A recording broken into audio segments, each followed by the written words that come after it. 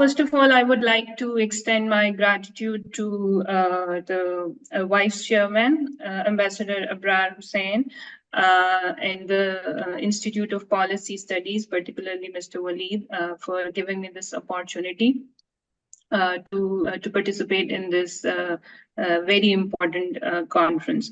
I'm thankful to the chair, Dr. Fakhrul Islam, and I'm very glad to see Professor Dr. Adam Saud, who is our dean from Bahria University, and Mr. Taimur Fahad Khan, who is my former student. And thank you, Dr. Tughrel, for sharing your insights on Ukraine war and its impact. So much has been discussed about the Russia-Pakistan relations, and almost all of us agree on this thing that they are in transition and they are in a process of evolution. So much of the thing has been talked about the bilateral relations between the two states, and as many discussants have pointed out very correctly, that they are moving upward, they are in a phase of transition. But I would like to see the relations between Pakistan and Russia in the context of multilateralism. So the topic that I have been given is strengthening ties, Pakistan-Russia cooperation in international platform and evolving foreign policy. I was given 8 minutes, so I made my presentation according to the given time. So this research that I'm going to present seeks to explore the significance of multilateralism, international cooperation and collaboration, and strategic shifts, particularly in the case of Russia and Pakistan. Moving forward, this is the sequence of my presentation.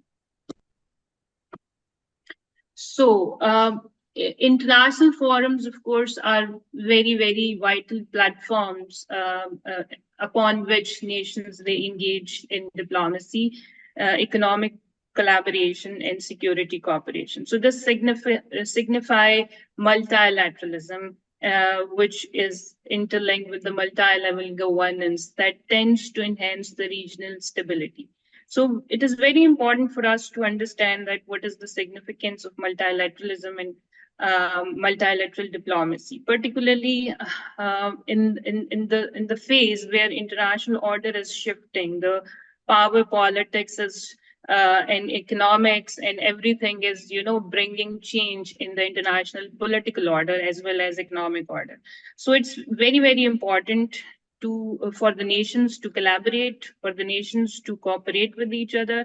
So the multilateralism would become increasingly significant. It has been and it will continue to be increasingly significant as a mechanism for collective problem solving, conflict resolution, and global governance also, which I think Russia aimed to transform also. And of course, Pakistan also need to have the diversification. So the multilateral institutions, like especially those institutions in which Russia and Pakistan are part of or would be part of, such as United Nations Organization, Shanghai Cooperation Organizations, and the possible inclusion of Pakistan into the BRICS.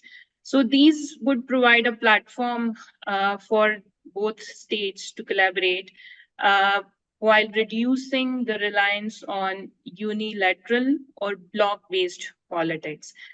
So this would not only do that, but it will also foster the diplomatic and strategic diplomatic engagement, strategic partnerships that would allow both the states, especially the middle power like Pakistan and the major power like Russian Federation, to not only diversify their alliances, but to navigate through power asymmetries and assert their roles in shaping the global politics. So through multilateralism, these states would be able to engage in multilateral governance frameworks to address the shared challenges that both states have, So it will not only strengthen the multilateral governance, but that will also strengthen their bilateral bilateral relations also. So Pakistan's and Russia's participation into these international forums will strengthen their bilateral ties, enhance their strategic autonomy in the changing global order, and it will be an important avenue for the states to diversify their alliances, particularly in the sense that without over reliance on traditional alliances, they would be able to diversify their alliances. And engaging in these multilateral organizations would provide the platform and avenues to diversify their partnerships to counterbalance the Western influence and promote the economic relations and security interest of the both states through alternate financial mechanisms, for instance, defense collaboration, regional connectivity, and such things. So both countries, I believe, can leverage these platforms to address the shared challenges such as terrorism, energy security, and geopolitical realignment. So moving forward, talking about the evolving foreign policy approaches, I think much of the thing has been said about how both, especially Professor Dr. Adam Soud had talked about how the Pakistan's foreign policy and how both states have evolved from the previous animosity towards a more cooperative stance towards each other. So Russia and Pakistan's evolving foreign policy approaches, they reflect a strategic recalibration. Now, this strategic recalibration is, of course, driven by the shifting global power dynamics and mutual interest in regional stability. Both of them, the most important thing is to get out of the dominated orbit of the Western power influence, in which, of course, Russia want to reassert itself as a global power, and Pakistan want to diversify its economic and political relations with the other major powers. One thing which we have to understand is that the proximity between Russia and Pakistan. There is a lot of geographical proximity, and Pakistan and Russia's relation should be viewed in the context of and should be understood, and policies should be formed in the context of the geographical proximity. Because of the geographical proximity, we have a lot of shared interest, whether they are geopolitical interest or geostrategic interest or geoeconomic interest. So because of the regional proximity, both states tend to believe that and tend to cooperate with each other, as well as both states should now reassess their previous policies and to reformulate them in a more active manner to come close towards each other, forgetting about any differences that they have. So we all know that Russia was traditionally aligned with India, which has expanded. But now, if you closely see and study the foreign policy concept of the Russian Federation, it is clearly mentioned that the world has been changing and Russia needs new partnerships. So Russia, I think, has understand the fact that new partnerships has to be made because of the emerging new factors and actors. So it had expanded its engagement with Pakistan as part of its Look East policy. And I think they are seeking new partnerships beyond West, particularly in the South and Central Asia. On the other hand, for Pakistan, like I discussed before also, that strategic diversification is very, very important for Pakistan. Pakistan has long been aligned with the Western influence, enjoying the benefits always as well as the cost that it has paid. Now, Pakistan has also understand the fact that Pakistan needs a diversification in its foreign affairs, which Pakistan tried to do that and unfortunately was not very successful because of its own constraints, whether they are political or economic constraints, but I think the policymakers in Pakistan, they understand the fact that we need to get away from the Western dependencies and to cultivate more multi-vector diplomacy and to deepen the ties with the other major powers, particularly Russia and China. With China, of course, we enjoy a good relationship, but for Russia, in the realm of defense, energy, and multilateral diplomacy, I think both of the states, Pakistan is also doing that, along with the help of China, I would say. Now, there are growing cooperation in international forums like SCO, UN, and the possible inclusion in the BRICS signify that the Pakistan and Russia both are now into more pragmatism, and it underscores a pragmatic alignment, of course, driven by the shared interest, which are regional security. Like I said before, that due to geographical proximity, we have a lot in common and we have a lot to share with. So regional security is one of the fundamental concern of both Russia and Pakistan, because security is something that Russians are also very much inclined towards to make and ensure the security, and on the other hand, Pakistan is also very much would like to ensure its security, both traditional and non-traditional. And of course, the economic situation of the both states. Pakistan's economic situation is, of course, not very good, and Russia, because of the sanctions, they are also facing the economic problems, and the rising multipolarity is one thing where both states, they would need to find new partnerships in different regions so that they can strengthen their position in the emerging multipolar world. So their engagement in these platforms shows a gradual yet significant transformation in the bilateral relations, moving beyond past divergences towards structured collaboration in defense, energy, and diplomacy.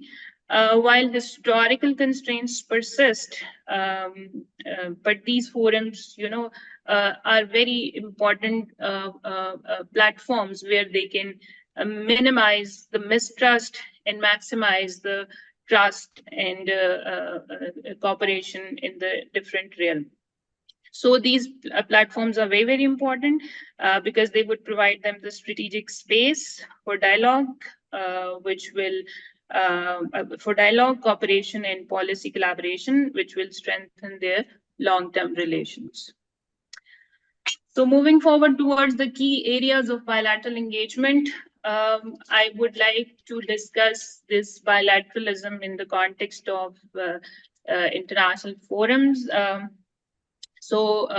Basically, Shanghai Cooperation Organization is the foremost international forum or multilateral forum in which, and it is the only regional organization where Russia and Pakistan both are the permanent member states.